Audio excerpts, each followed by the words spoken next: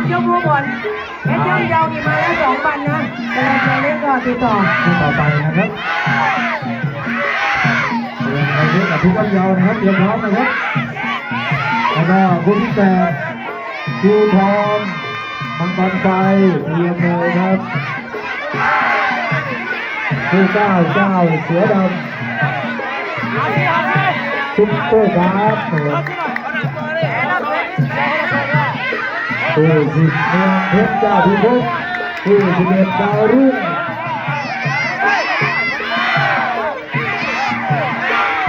กับเพชรติดสกอร์นะครับดูบนเวทีนี่คู่6แล้วนะเนี่ย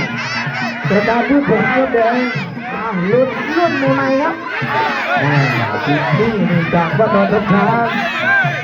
น้ำเงินจากเราเสือโก้ครับตัวการุณสอนจิตใจเกิด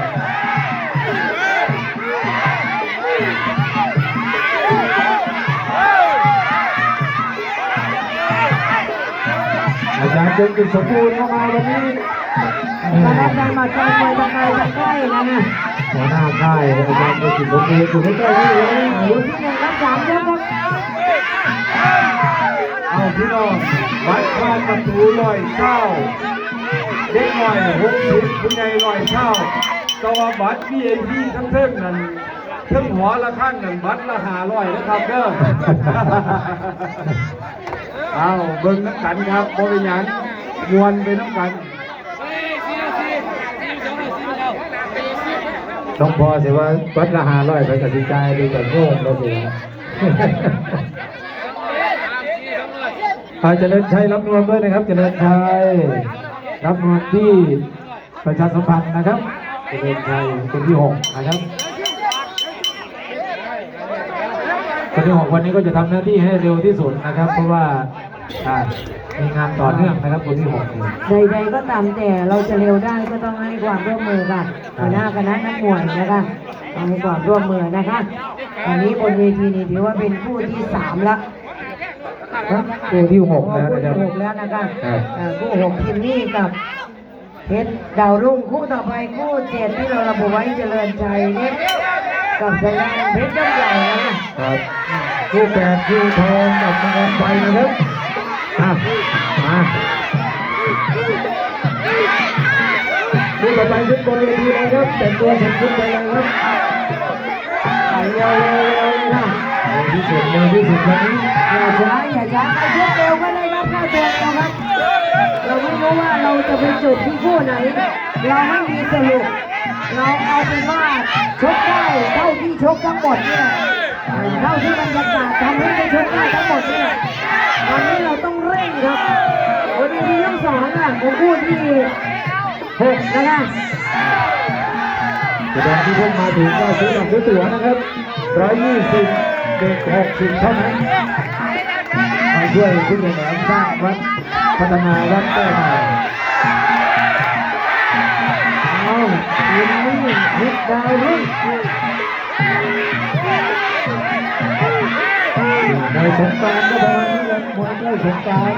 พอเทศกาลจะเป็นประมาณนี้ทีมงานเพชรย่อมเยารับเกินครับเขามี1,000แบ่งออก2,000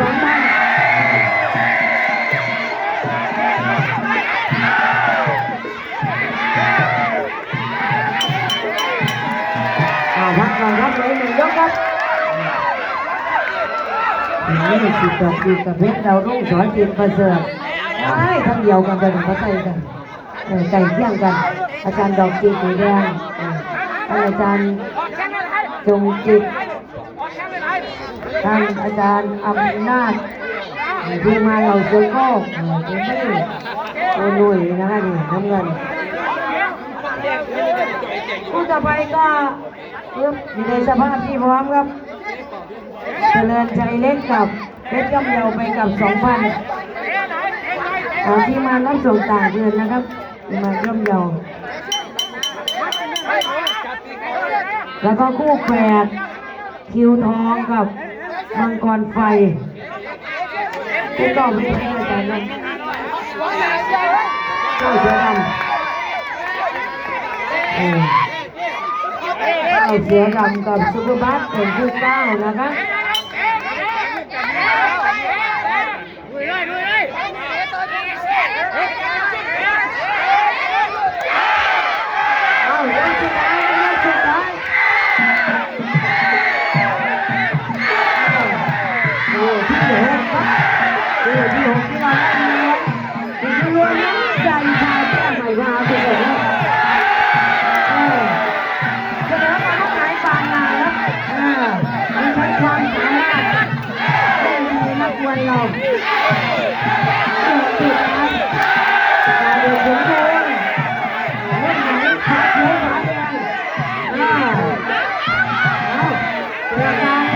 เสือโค้งครับกัน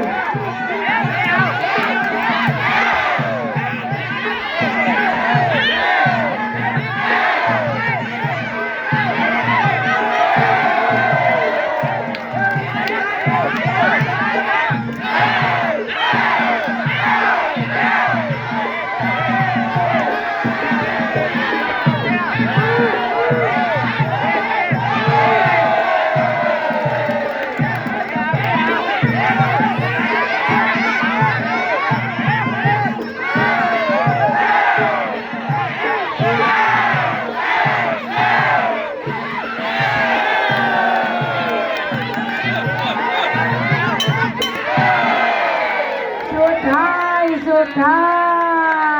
ยโอ้